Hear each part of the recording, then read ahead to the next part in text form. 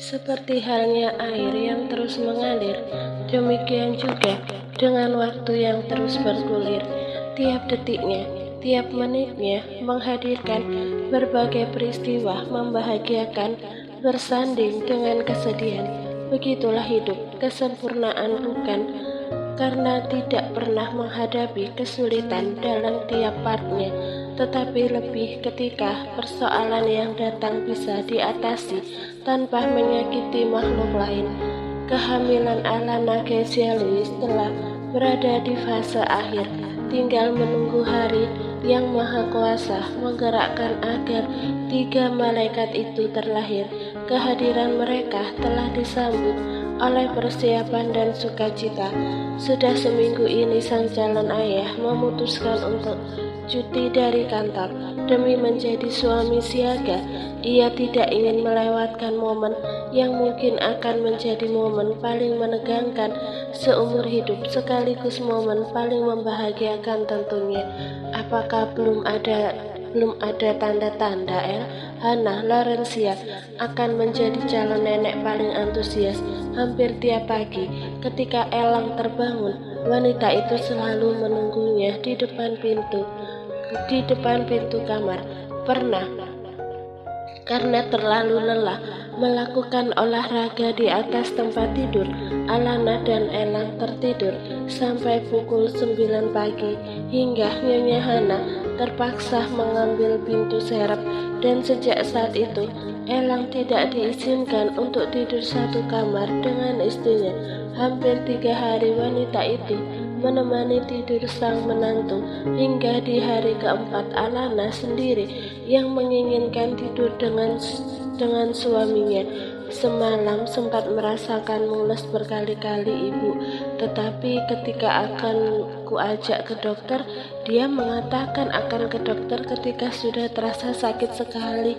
Kenapa harus menunggu sakit, El? Istrimu itu akan melahirkan secara sesar. Jangan menunggu hingga tubuhnya merasa sakit dan lemas.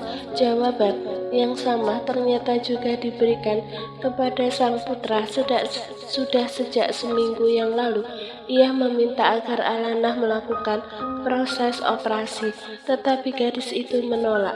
Ia hanya akan dioperasi ketika tubuhnya sudah mulai menampakkan tanda-tanda. Dengan alasan tidak ingin mendahului kehendak Tuhan, Hannah terpaksa menyetujui.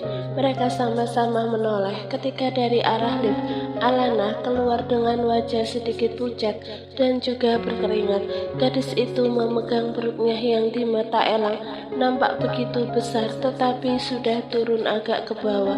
Elang dan Hannah segera berdiri menghampiri gadis itu. Ada apa sayang? Apakah kamu merasakan sakit di perutmu?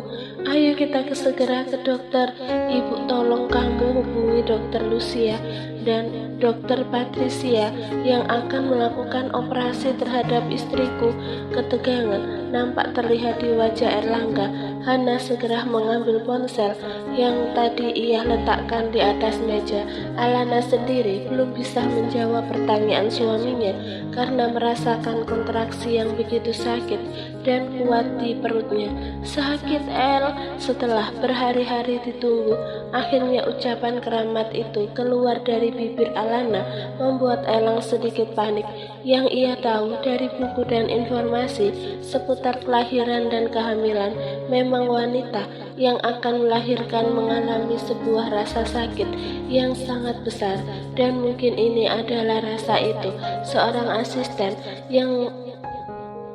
yang telah Hannah tugaskan untuk mengambil perlengkapan bayi membawa sebuah koper di tangan.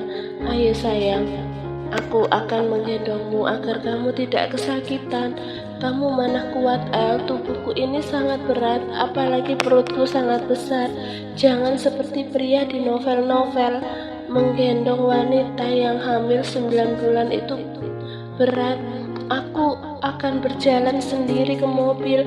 Kalimat yang diucapkan Alana membuat Elang menggeleng samar. Begitu pula Hannah yang sebenarnya ingin melihat adegan romantis ketika Putranya menggendong menantunya saat akan melahirkan, tetapi hal itu ternyata tidak terjadi karena Alanah memilih berjalan keluar dari rumah menuju mobil yang telah disiapkan. "Jangan ngebut, Pak, santai saja. Aku masih bisa menahan sakitnya. Yang terpenting kita selamat sampai tujuan." Alana seolah ingin membantah pernyataan Elang yang memerintahkan sopirnya mengemudikan mobil dengan kecepatan penuh agar cepat sampai di rumah sakit. Orang yang mendengar ucapan istrinya hanya tersenyum tipis. Rasa kagum itu ada di benak Erlangga untuk sang pujaan hati. Betapa istrinya bisa bersikap sangat tegar, padahal beberapa kali memejamkan mata dan mendesis lirih saat kontraksi itu terjadi berulang-ulang.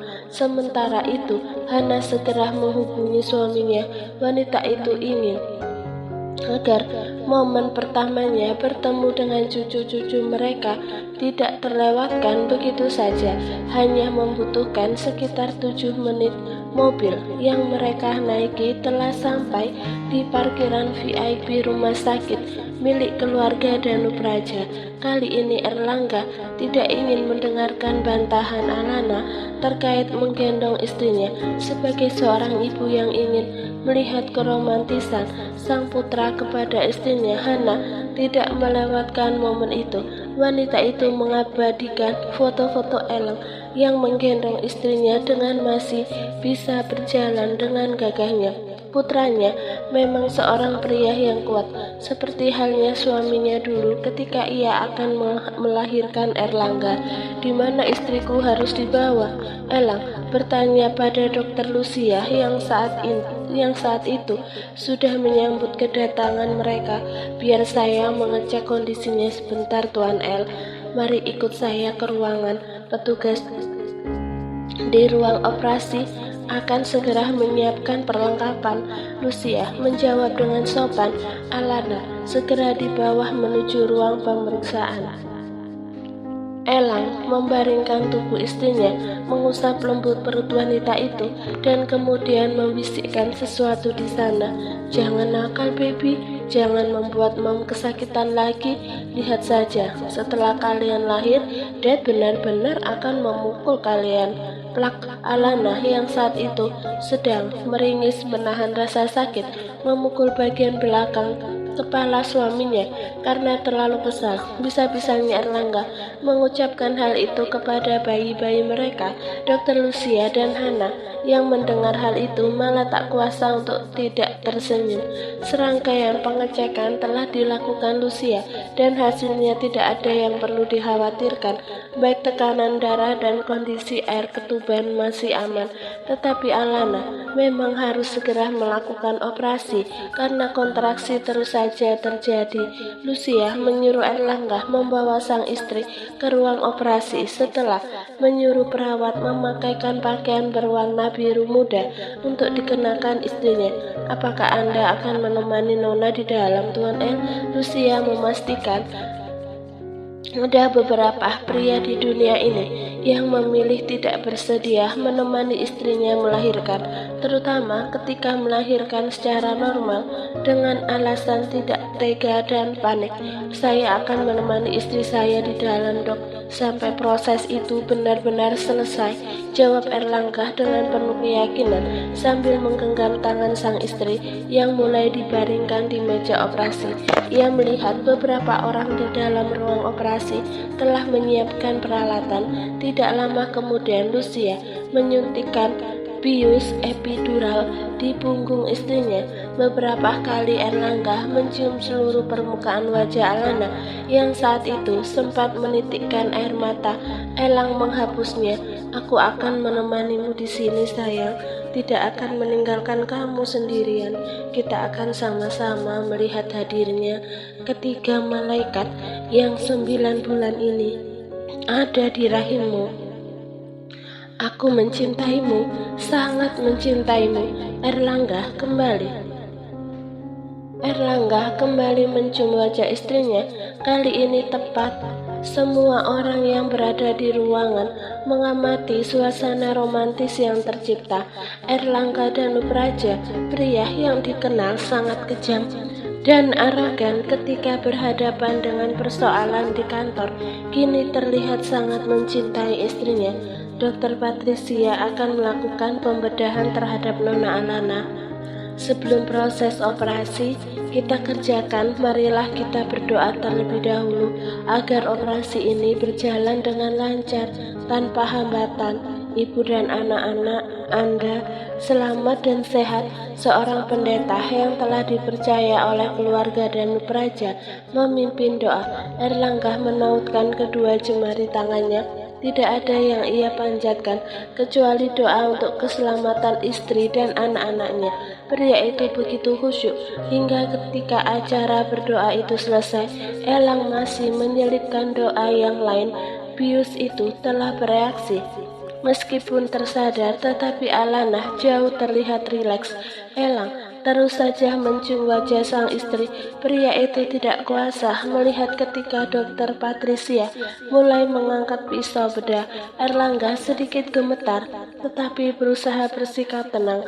Demi Tuhan, ini adalah hal yang sangat menegangkan. Seorang wanita harus menjalani fase ini untuk melahirkan sosok yang akan menjadi penerus kehidupan istrinya.